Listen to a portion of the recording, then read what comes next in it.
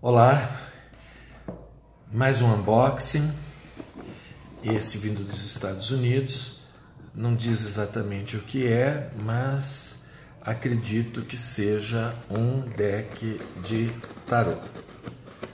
Vamos ver, abrir juntos isto.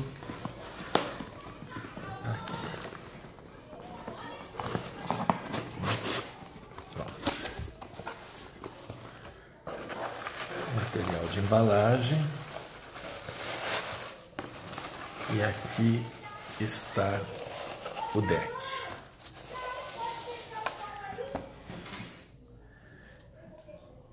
Ele chama-se Beautiful Rebellion Tarot. O tarô da Bela Revolução. A embalagem é bastante interessante, né? Começa com esse papel de seda, com essa etiqueta. O material é uma caixa de papelão rústico, mas estampado em dourado. Acredito que dê para vocês verem o brilho. Estampado em dourado. Tem um lacre em forma de rosa que prende a fita. O título, atrás não tem nada, e vamos ao que realmente nos interessa. O que vem dentro da caixinha? Um cartãozinho, provavelmente de agradecimento, sem dúvida. Um pequeno manual de instruções, escrito pela autora Robin Cole, né? Apenas, como se pode ver, três palavras. Três palavras que definem as cartas, né? Aquilo que nós chamamos de palavras-chave. Então, por exemplo, o 4 de paus, ela classifica como palavras-chave a celebração, a estabilidade e a segurança. Aqui, na carta da temperança, arcanos maiores, né? Ela coloca três palavras: equilíbrio, fluxo e algo que surge, né? Então nós temos esse micro manualzinho, e como ele é baseado, esse deck é baseado em pinturas célebres, ela dá o nome dos autores que ela usou, né? Desde o Dante Gabriele Rossetti, o italiano, né? Passando pelo Hermann Hendrich, por exemplo, e a gente vai ver isso juntos. Acompanha também uma embalagenzinha para guardar o deck, né? Feita em um tecido de aparência bastante rústica, mas ele é acetinado ao toque. Ele é gostoso de pegar, ele escorrega como se ele tivesse uma porcentagem de seda dentro dele, certo? Então, vamos lá. Temos que abrir mais esse pedacinho aqui. Esse é o verso das cartas, que permite, só de olhar a gente já percebe, que elas sejam usadas por pessoas que embaralham as cartas, invertendo a posição delas, ou seja, misturam posição vertical com posição a vertical superior com a vertical inferior, e com isso obtém cartas com sentidos, digamos, mais positivos e menos positivos. Isso é uma escolha bastante pessoal de quem pratica cartomancia. Então, é um tarô, realmente, são 78 cartas, pelo visto, aqui, um tarô clássico, baseado em pinturas clássicas. Não tem borda, não tem margem, não tem dourado, o papel tem uma boa qualidade, e para mim, em particular, o que eu gosto muito é que ele é semifosco, ou seja, o brilho dele é mínimo, ele não tem um verniz muito forte e aparente. Aqui eu estou de frente a uma janela e eu consigo mostrar para vocês esse brilho, mas de qualquer maneira eu estou vendo, a câmera vê ele muito brilhante, mas eu vejo ele menos brilhante. Eu vejo perfeitamente a imagem do louco, por exemplo, né? A imagem número 0. Daí eu tenho o mago, a sacerdotisa, a imperatriz, o imperador. Até aqui, todas as figuras, como vocês podem ter percebido, são femininas. O hierofante, os amantes,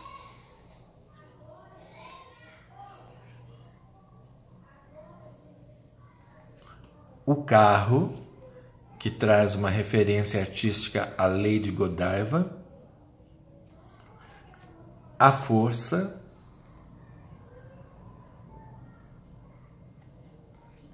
o eremita,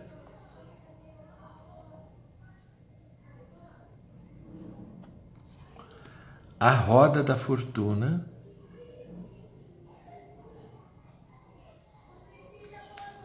a justiça.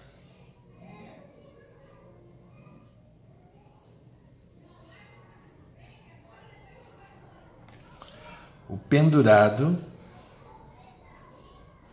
por exemplo, aqui eu encontro uma crítica que eu faria estética. Reparem que até agora todas as demais cartas, a titulação delas era embaixo. Essa carta eles colocaram o título no alto, que fica muito estranho, mas talvez tenha sido de propósito isso. Veja, né, eu veria isso como um erro gráfico, mas se vocês prestarem atenção, todas as demais são embaixo. Então por quê? Né? Porque o pendurado é uma carta que é inversa, né? Ela deveria estar assim, e aqui ela está assim, nessa situação, para reforçar. Isso é uma sacada bastante interessante em termos gráficos. A morte, a temperança, o demônio ou diabo, a torre, a estrela, a lua, o sol, o julgamento e o mundo. Uma carta interessante com 5 raças em volta da figura principal. E daí nós começamos com os arcanos menores, né? Os arcanos aqui menores a gente começa com o naipe de copas, o as, o 2, o 3, 4 de copas, 5 de copas, o 6, o 7, 8, 9, o 10. E nas figuras de corte nós temos o pajem, o cavaleiro, a rainha e o rei de copas. O próximo naipe, na sequência que o baralho veio, foi o de pentáculos ou ouros.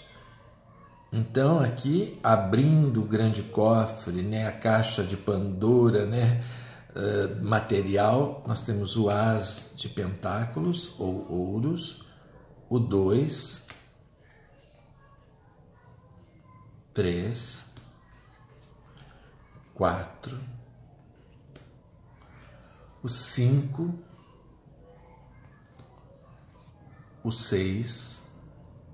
Como vocês podem reparar, todas essas pinturas são extraídas de quadros, são detalhes de quadros, que é um período que na Inglaterra seria chamado de eduardiano, né? É uma maneira de se pintar, é um maneirismo, né?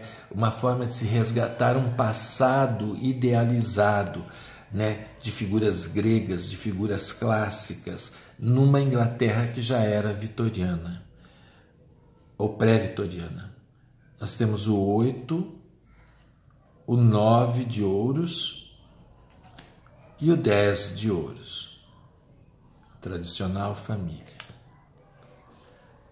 Pajem, cavaleiro, mais uma vez reforço, as figuras femininas imperam, os personagens femininos imperam.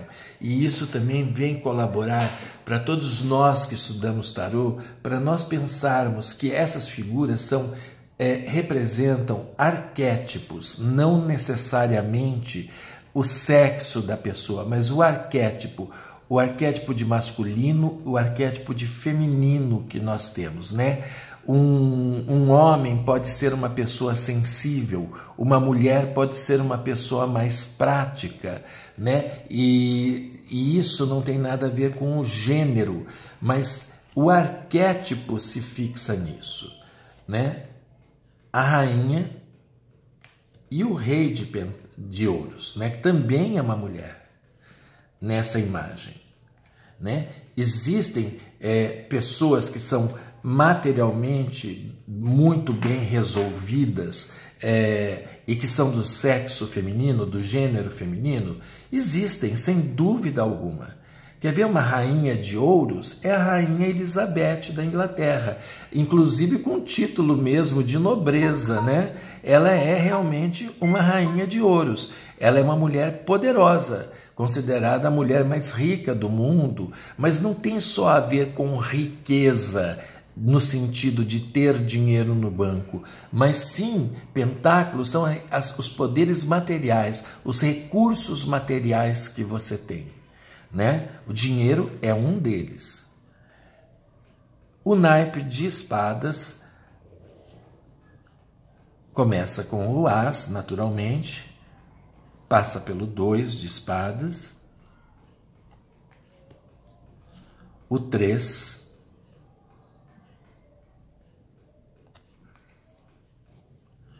o 4,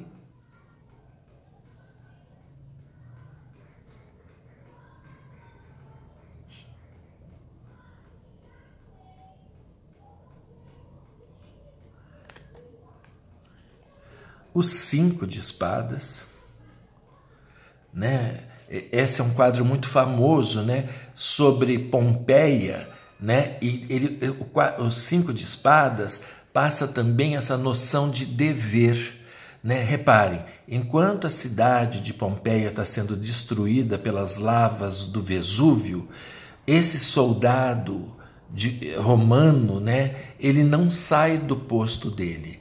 Ele sabe, você percebe pelo olhar dele, que ele sabe que ele vai ser vítima da catástrofe, mas ele está obedecendo às ordens que lhe foram impostas, né? É uma atitude altamente racional, bem espadas, né? Ele não está fugindo apavorado, o emocional dele totalmente sob controle. O 6 de espadas, o 7 de espadas, o 8, o 9 e o 10 de espadas.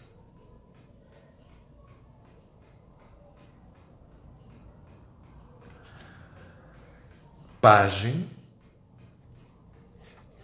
com a coruja, né, símbolo da filosofia, né? O pajem é um aprendiz. Cavaleiro, rainha e rei de espadas.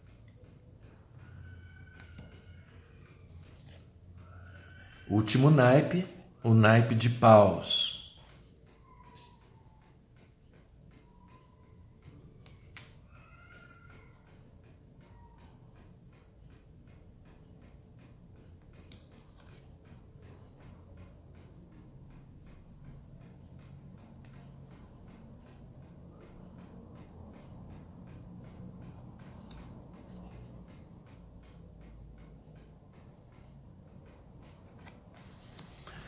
Os quadros escolhidos são fantásticos, né? São pinturas bastante clássicas, dessas pinturas super detalhistas, né? E onde a técnica do artista é revelada inúmeras vezes no tratamento que ele dá aos tecidos que ele usa, aos metais que ele coloca na imagem, né? A textura do cabelo, né? A textura desse corrimão aqui com essa figura alada em cimento ou pedra.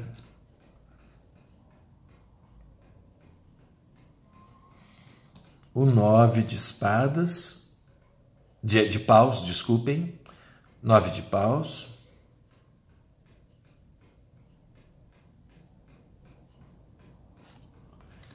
E o 10 de paus, né? Invocando aquela figura clássica do 10 de paus, que é o personagem carregando um feixe grande de madeira ou de qualquer outra coisa que represente algo, um fardo, algo que você deve levar, precisa levar, se comprometeu em levar, né? Uma pessoa que assume muitos compromissos, uma pessoa que tem uma agenda lotada, uma pessoa que tem inúmeras responsabilidades, uma pessoa que trabalha em diferentes áreas e locais, né? São representadas por essa carta. O pajem de paus, o cavaleiro, a rainha e o rei.